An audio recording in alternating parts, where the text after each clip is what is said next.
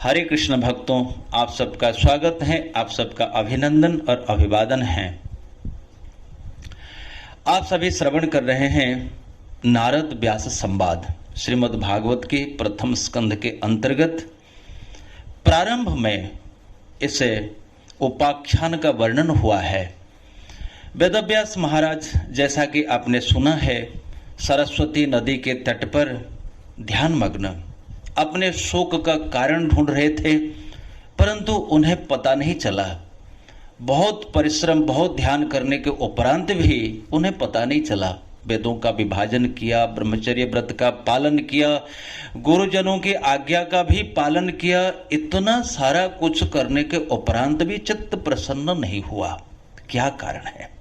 समाज का उपकार भिन्न भिन्न तरीके से किए जा सकते हैं।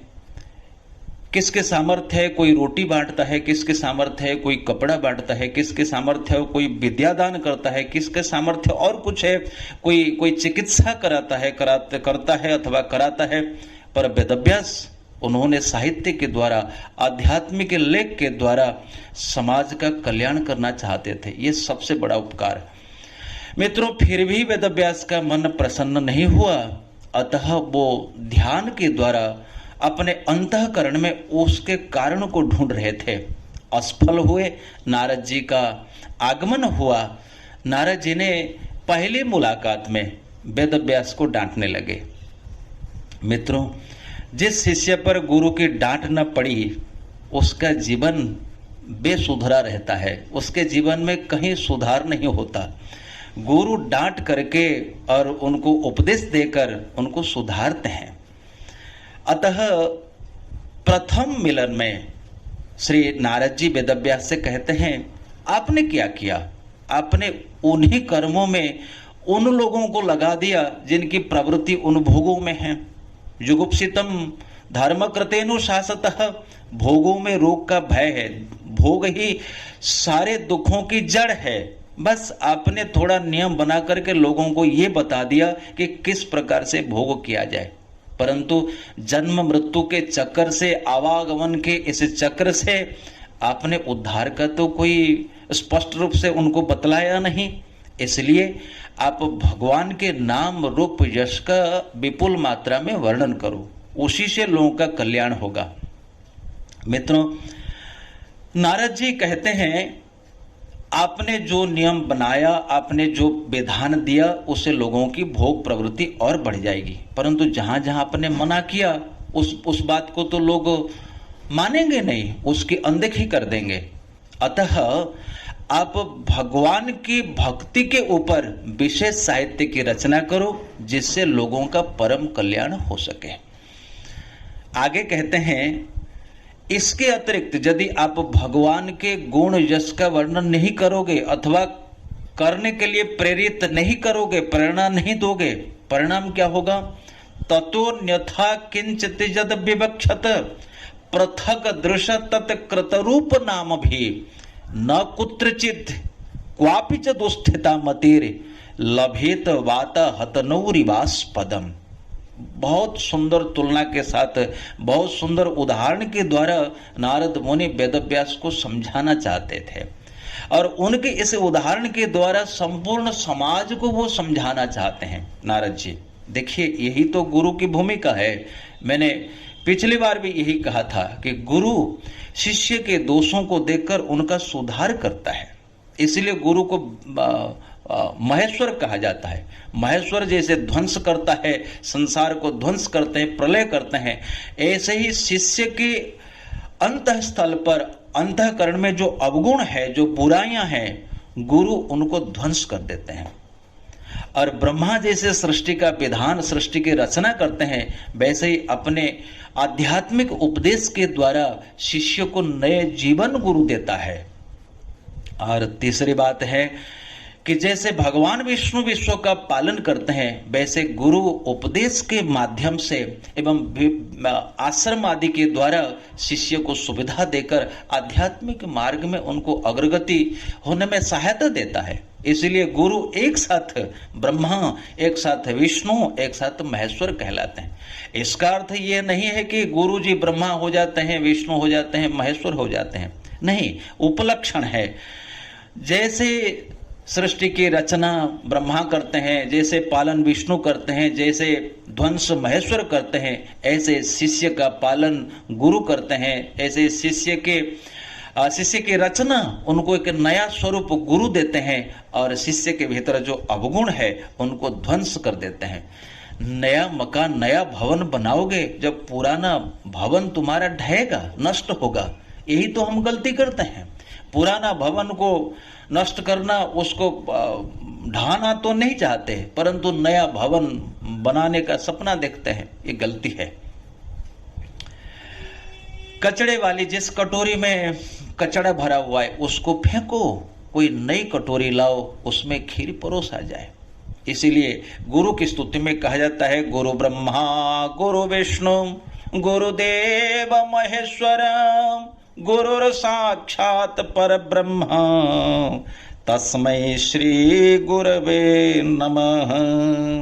प्रातः काल, मध्याह्न काल, सायंकाल गुरु के चरणों में प्रणाम जो शिष्य करता है वो ही आध्यात्मिक मार्ग में प्रगत हो जाता है। मित्रों, नारद जी आगे वेदव्यास से कहते हैं, वेदव्यास, भगवान के नाम रूप लीला जस के कीर्तन के अतिरिक्त यदि तुम कुछ अलग सोचते भी हो तो अन्यथा किंचित जद विवक्षत, विवक्षत का अर्थ होता है वक्तुम इच्छा विवक्षा। वक्तुम इच्छा तो सोचने से ही होता है ना, जैसा सोच, जैसी सोच है वैसी तुम्हारी बोली होगी, जैसी बोली होगी वैसा तुम्हारा कार्य होगा। कार्य कंट्रोल होता है तुम्हारी सोच के ऊपर, सोच के द्वारा। इसलिए नारद जी कहते हैं, वेदव्यास, मन में ही कृष्ण के अतिरिक्त, भगवान के अतिरिक्त कुछ सोचो ही मत। सोचने से क्या होगा? बोले परिणाम देखो, ततो अन्यथा किंचित जद विवक्षत, यदि तुम हरि के अतिरिक्त कुछ सोचते हो, परिणाम क्या होगा? बोले तुम्हारी मति हरि को छोड़कर के अन्यत्र चली जाएगी। सीधी सीधी बात है, अन्यथा सोचोगे अन्यथा में चली जाएगी। पृथक दृश्य, भगवान हरि को तुमने लक्ष्य नहीं बनाया, संसार से मुक्त होने का लक्ष्य नहीं बनाया, तुमने स्वर्ग सुख का सपना देखा, तुमने संसार के सुखों का सपना देखा, आवागमन चक्र छूटेगा कैसे? पृथक दृश्य रूप तत्कृत रूप नाम भी ही, भिन्न भिन्न रूप है, भिन्न भिन्न रूप है। स्वर्ग जाओ तुम्हारा नंदन कानन मिलेगा, वहां हुर्रे मिलेंगी, अप्सराएं मिलेंगी, वो तरह तरह की बातें वहां होती रहती है। इस संसार में भी भिन्न भिन्न प्रकार के सुख है, उन सुखों के भिन्न भिन्न नाम है। जो व्यक्ति हरि का त्याग कर देता है, भिन्न भिन्न सुखों में अपनी मति को, अपनी चेतना को भ्रमण कराता है, सो उन्हीं चेतना में उसको परम शांति कैसे मिलेगी? आधुनिक भाषा में भी, आधुनिक दर्शन के अनुसार जब एक इच्छा पूरी होगी, दूसरी इच्छा भी उनके स्थान में आ विराजेगी। तो कितनी इच्छाओं की आप पूर्ति करते रहोगे? छोटी सी जिंदगी, छोटा सा जीवन काल, इच्छाएं अनंत है। इसलिए जब इच्छाएं अनंत होगी तो उनके जीवन में शांति कैसे मिलेगी? अतः नारद जी यहां कहते हैं, जब तक चित्त में अन्यान्य सुख भोगों की इच्छा है तब तक उसको शांति सुखचैन मिलने की कोई संभावना नहीं है। क्या होगा? तो नारद जी कहते हैं, देखो, जैसे कहीं एक नदी के धार पर एक नौका चलती है और उसी समय कहीं आंधी आता है, आंधी के प्रबल वेग से वो नौका डोलती है, और ऐसा भी कभी कभी होता है वो नौका दुर्घटनाग्रस्त हो जाती है, वो पलट जाती है, उस पे सवार जितने भी लोग होते हैं वो सब मारे जाते हैं, उनकी मृत्यु हो जाती है। उसी प्रकार परिणाम यही होगा। नारद जी कहते हैं, न कुत्रचित, यदि उसकी बुद्धि कहीं अन्यत्र है, उसका मन हरि को छोड़कर कहीं अन्यत्र है, कुत्रचित संसार में कहीं भी जाए, स्वर्ग में भी जाए संसार छोड़ करके, खैर स्वर्ग तो इसे संसार के अंतर्गत है, ये 14 भुवन है, भूर भुर्व स्वह मह जन तपह सत्य, इधर नीचे अतल वितल सुतल तलातल महातल रसातल पातल, ये 14 भुवन में कहीं भी चक्कर लगा ले, उसको शांति नहीं मिलेगी। ना कुत्रचित क्वापी, क्वापी माने किसी विषय में, किसी वस्तु में, कुत्रचित माने किसी भी समय में, किसी भी स्थान में। ये तीनों के द्वारा संपूर्ण तथ्य आ गया ना। किसी भी काल में, किसी भी स्थान में, किसी भी विषय में उसको शांति नहीं मिलेगी। क्वापि च दुस्थिता मति, क्यों? क्योंकि उनकी मति दुस्थिता, दु माने बुरी जगह पे है। ये संसार का कोई आधार नहीं है, इसलिए इसको मर्त्य मंडल कहते हैं, मर्त्य जगत। मर्त्य माने जो भी यहाँ आया, जो भी वस्तु बनी वो सब नष्ट होती चली जाएगी। जो भी आया सो जाएगा, आया हो सो जाएगा। राजा रंक फकीर, कोई भी आता है उनको यहाँ से जाना पड़ता है। नया भवन पुराना हो जाता है, नई नई चीजें पुराने हो जाती है। ये काल है, ये प्रकृति का विधान है। अतः यदि कोई व्यक्ति आवागमन के चक्कर से छूटना तो चाहता है, लेकिन मति को इस संसार में लगा के रखता है, तो माना जाएगा नहीं कि दुस्थिता, सुस्थिता नहीं है, अच्छी जगह पे नहीं है। संसार में जहां कोई स्थिरता नहीं है वहीं पर उसकी मति है, तो उसको सुख कहां से मिलेगा, शांति कहां से मिलेगी? नारद जी कहते हैं इस तुलना के द्वारा एक बेस्ट एग्जाम्पल है वाताहत नौरिवास पदम। जैसे आंधी के झोंके से, प्रबल के पवन के प्रबल वेग से वो नाव डोलती रहती है, वहां पर प्राण जीवन का खतरा होता है, उसी प्रकार जीवन यहाँ डोलता रहता है। कभी स्वर्ग जाता है, कभी नरक जाता है, कभी मर्त्य में अनेक अनेक योनियों में भ्रमण करता है, कभी पशु, कभी पक्षी, कभी देवता, कभी कुछ कभी कुछ कभी कुछ, परंतु कहीं उसको शांति नहीं मिली। क्यों?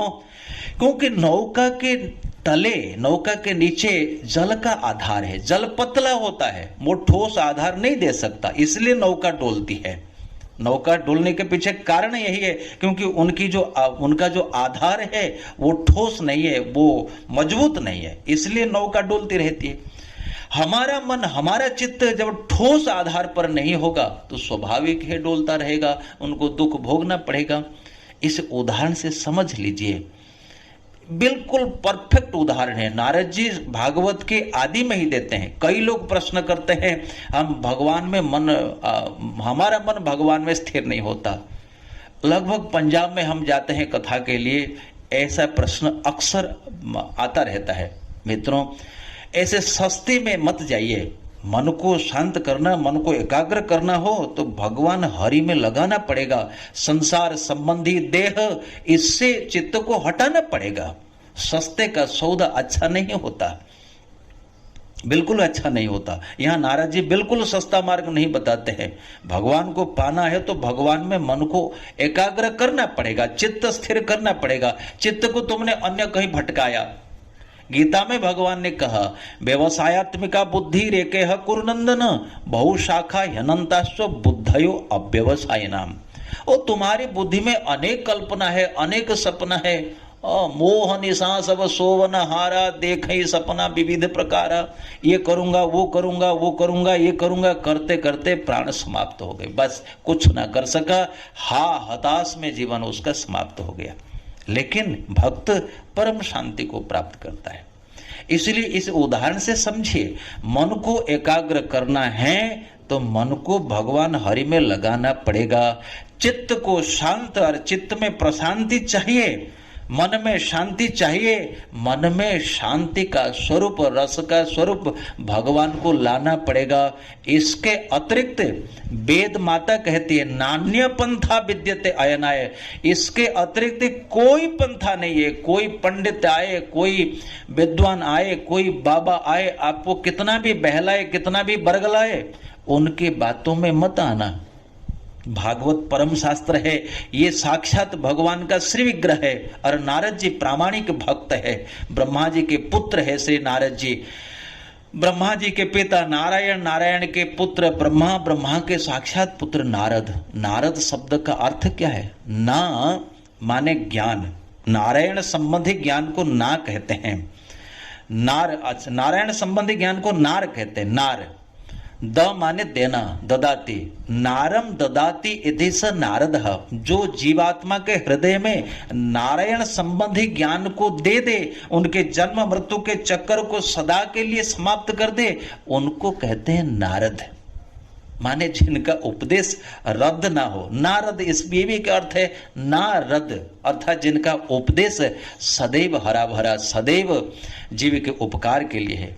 इसलिए मित्रों, इस श्लोक से वेदव्यास जी को नारद जी साफ साफ कहते हैं, वेदव्यास तुम्हारी मति यदि हरि को छोड़ करके अन्यत्र जा रही है अथवा जाती है, तुमको भी शांति नहीं मिलेगी और तुम्हारी रचना से संसार के जीवों को भी शांति नहीं मिलेगी। अतः मित्रों, भागवत का ये प्रथम उपदेश है और नारद जी के रूप में गुरु की ये समझ है कि यदि हम भी अपने जीवन में शांति सुख को प्राप्त करना चाहते हैं, भगवान सुख स्वरूप रस स्वरूप श्री हरि का यदि हम भजन करते हैं, उनका नाम कीर्तन करना, हरे कृष्णा कृष्ण कृष्ण हरे हरे, हरे राम राम राम हरे हरे, उनके रूप का भिन्न भिन्न रूप है, कस्तूरी तिलकम ललाट पटली वक्षस्थले कौस्तुभम नासाग्रे परमोक्तिकम करतले वेणुम करे कंकणम सर्वांगे हरिचंदनम सुललितम कंठे च मुक्तावलीम गोप स्त्री परिवेष्टितो विजयते श्री गोपाल चूड़ामणि। रूप का वर्णन है, लीला का वर्णन है, अनेक अनेक कथाओं का वर्णन है। श्रीमद् भागवत कृष्ण लीला का तो स्वरूप है। इसलिए मित्रों, ये सत्य बात है, 1000 बार सत्य है, कोटि बार सत्य है। मन को कृष्ण में लगाइए, आपको भी शांति मिलेगी, निश्चित रूप से शांति मिलेगी। अन्यत्र ले जाओगे भटक जाओगे। ये जंगल बहुत भयंकर है, बहुत सारी विपत्तियां आएगी, हताश से चले जाओगे। अतः समय से पहले सावधान हो जाइए, यही बुद्धिमानी है। हरे कृष्णा, बहुत बहुत धन्यवाद।